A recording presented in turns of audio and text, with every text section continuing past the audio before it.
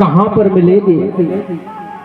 ऐसे विचार करके कुछ दिनों के बाद में ढूंढते ढूंढते और बैतूल परिक्षेत्र में, जिसे आज के परिवेश में मुल्ताई कहा जाता है, वहां के राजा डोमाल के यहाँ पर एक कन्या का जन्म हुआ था और उस कन्या का नाम मूला रखा गया। वहां पर पहुंचे राजा, तो राजा ने अपना प्रस्ताव रखा और जब उसने प्रस्ताव रखा तो उनकी बात को राजा मान लेते हैं और बात को मान करके और उनका विवाह तय कर दिया जाता है शंभू और मूला का। तो यहाँ से शंभू बाबा के यहाँ से जो मार्गदर्शक कहलाता है, जिसे रास्ता बताने वाला कहा जाता है, और आज भी हमारे सगा समुदाय में ये प्रचलन में है कि जो लग्न लेकर के जाता है उसे राह दिखाने वाला कहते हैं। और हमारे भूमिका जब लग्न रखते हैं तो लग्न रखते वक्त उस रास्ते का निर्माण करते हैं, चयन करते हैं कि कौन से रास्ते से बारात आएगी और जाएगी। उसी रास्ते से जो लग्न लेकर के जाता है उसे उसी रास्ते से भेजा जाता है। तो सरबतलाल लग्न लेकर के और मूला दाई के यहाँ पर पहुंचते हैं। जब वहां पहुंचे तो वहां से मूला दाई की बारात सुबह पर प्रस्थान जुन्नारदेव के लिए प्रस्थान करती है। बारात प्रस्थान करती है। बाराती गण मूला की बारात में सभी लोग बढ़ चढ़ करके हिस्सा लेते हैं, भाग लेते हैं। और पहले मातृ शक्तियों की बारात आया करती थी, दुल्हन की बारात लेकर के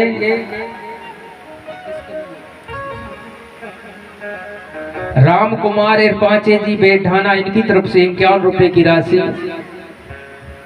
अब नहीं मालूम ये किसके लिए, समिति के लिए है, कलाकारों के लिए, कलाकारों के लिए प्राप्त होती जय सेवा जय बड़ा देव। तो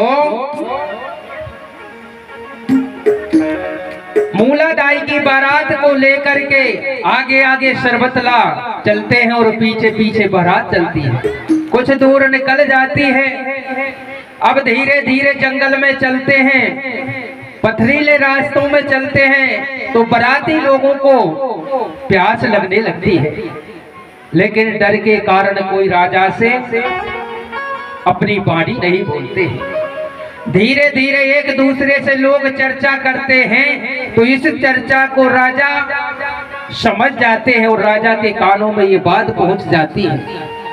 तो राजा एक घने वृक्ष के नीचे पड़ाव डाल देते हैं और वहां पर जो उनके साथ सेवक होते हैं उन सेवकों से कहा जाता है कि जाओ कहीं से जल की व्यवस्था करो, ढूंढ करके लाओ और सारे सगा समुदाय को पानी की व्यवस्था करो। तो सैनिक लोग, दास लोग चारों तरफ जाते हैं, लेकिन उनको कहीं पर जल की प्राप्ति नहीं होती है। जल की प्राप्ति जब नहीं होती है तो यहाँ पर मूला दाई बैठी बैठी विचार करती है कि आने वाला जो समय है, आने वाली जो पीढ़ी है, लोग मुझे दोष देंगे। तो सरबतलाल को अपने पास बुलाती है, कहती है इधर आओ। और सरबतलाल उनके पास जाते हैं तो उनसे मूला दाई कहने लगी कि जब तुमको पता था कि इस रास्ते पर दूर दूर तक कहीं पर पानी का नामो निशान नहीं है, फिर तुम इस रास्ते से बारात को लेकर के क्यों आए। नाना प्रकार से मूला दाई उस सरबतला को डांटती है, फटकारती है, डांटने लगती है। तो हे सरबतलाल कहने लगा, दाई इसमें मेरी कोई गलती नहीं है, मुझे जो बताया गया था मैंने वही काम किया। उसी वक्त हो दाई, अगर सगा समुदाय के लिए पानी की व्यवस्था करनी है तो जो पाताल कोट के नागद्वाल के जो राजा हैं उनसे आग्रह करना पड़ेगा और शंभू बाबा से आग्रह करना पड़ेगा। ऐसा वो परामर्श मूलादाई को देता है। तो मूलादाई वहां पर बैठ करके और वह नागद्वाल के राजा से विनती करती और शंभू बाबा से कहती है, शंभू बाबा, मेरे सगा समुदाय के लोग जो पानी के कारण त्रस्त हैं, इनको प्यास लगी है, इनकी प्यास कैसे बुझेगी, उसकी व्यवस्था करो। तो वहां पर माता मूलादाई अपनी तप साधना के द्वारा उस नागद्वाल के जो राजा थे उनसे अर्जी विनती करती है। तो वहां से बताया जाता है कि एक बमीठी के माध्यम से एक जलधारा वहां प्रवाहित होती है। तो उस जलधारा को मूला तापी के नाम से जाना जाता है और आज भी मूला तापी के नाम से एक नदी प्रवाहित हो रही है। तो वहां पर जितने भी बराती थे सब पानी ग्रहण करते हैं और फिर आगे की ओर प्रस्थान कर जाते हैं। अब वहां से आगे की ओर प्रस्थान करते हैं तो जो जानकार लोग थे वह विचार करते हैं कि अगर हम यहाँ से आगे बढ़ते हैं तो चलते चलते हमारी बारात रात्रि में पहुंचेगी, इसलिए हम यहीं पर पड़ाव डाल देते हैं। और उन लोगों ने बताया, और आजकल तो हम लोग रात्रि में बारात लेकर के जाते हैं, नई नई फैशन में चलने लगे हैं। हमारी बारात, दूल्हे की बारात जाती है तो दिन के निकलते हुए वहां पर पहुंचना चाहिए और वहां से विदा करके अगर लड़की को लाते हैं तो वो बारात भी वहां पर दिन के निकलते हुए यहाँ पर प्रवेश करना चाहिए। लेकिन आज तो सब गलत सलत कर रहे हैं, रात्रि में विदा कर देते हैं। रात्रि में विदा कौन की होती है आप लोग सब जानते हैं, ऐसा नहीं करना चाहिए, लेकिन नहीं करने लगे। तो वहां पर जो जानकार लोग थे वो कहने लगे, नहीं, अब बारात को यहीं पर हमको पड़ाव डालना पड़ेगा।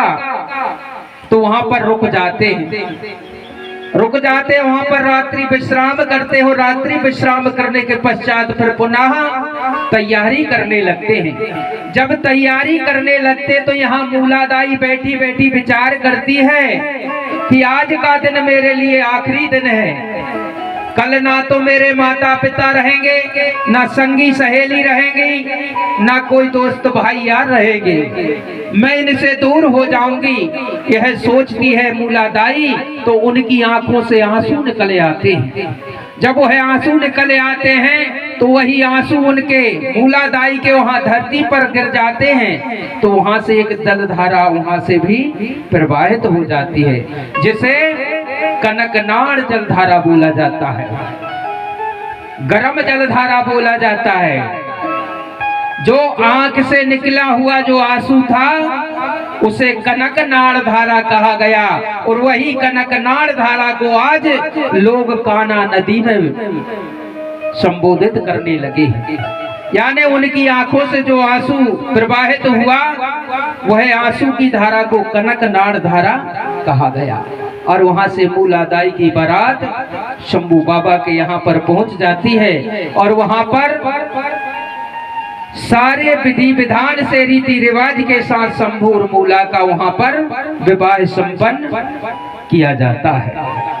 यहाँ पर शंभू बाबा का विवाह हो जाता है और वहां से मूलादाई के जो बाराती थे उनके माता पिता थे और मूलादाई को वहां पर सौंप करके और पुनः अपने मेलकोट यानी मुलताई वापस लौट जाते हैं। ये व्यवस्था थी। हमारे सगा समुदाय में मातृ शक्तियों की बारात जाती थी, लड़की की बारात को लेकर के जाते थे, इसमें भी रहस्य छुपा था। लेकिन हम उसको और दूसरे तरीके से करने लगे हैं। लड़की की बारात इसलिए लेकर के जाते थे क्योंकि कुछ लोग पूछते भी हैं कि लड़की अपने मायके में क्या छोड़ करके जाती है, ये लोग चर्चा करते हैं। तो लड़की अपने मायके में अपना गोत्र छोड़ करके जाती है। जो उनके पिता का गोत्र होता है उस गोत्र को छोड़ करके जाती है और जिस परिवार में विवाह होता है उस गोत्र को धारण करती है। यानी लड़की की बारात इसलिए ले जाते थे क्योंकि वहां के देवी देवताओं को स्वीकार करती है वो लड़की। और उन्हीं के समक्ष आज भी यहाँ छिंदवाड़ा परिक्षेत्र में जाएंगे तो भले ही यहाँ पर आपके यहाँ पर भावर पाड़ेंगे, लेकिन वो एक दो भावर बचा करके ले जाते हैं और अपने पेड़ शक्तियों के समक्ष भावर पाड़ते हैं। और नहीं तो फिर खाम वहां पर नहीं गड़ाते हैं, खाम नहीं गड़ाते हैं उधर पर।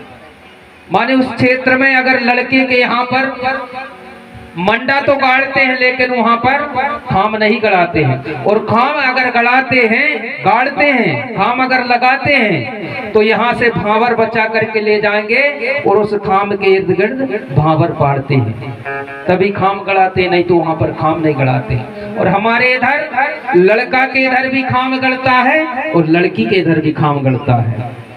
तो ज्यादा समय ना लेते हुए, हमारा समय भी पूर्ण हो गया है, इस चर्चा को हम कल सुनेंगे। और कल जो चर्चा आएगी बाबा पहाड़ी पारी को पार लिखो, बाबा की चर्चा आएगी। और उस बाबा पहाड़ी पारी को पार लिखो ने अपने जीवन कार्यकाल में इस संघ समुदाय के लिए क्या क्या किया और कैसे कैसे चमत्कार उनके साथ हुए, इस चर्चा को कल हम सुनेंगे और समझेंगे और ये अपने जीवन में उतारेंगे। तो हमारे राजा रानी दीपक प्रज्वलित कर लेंगे।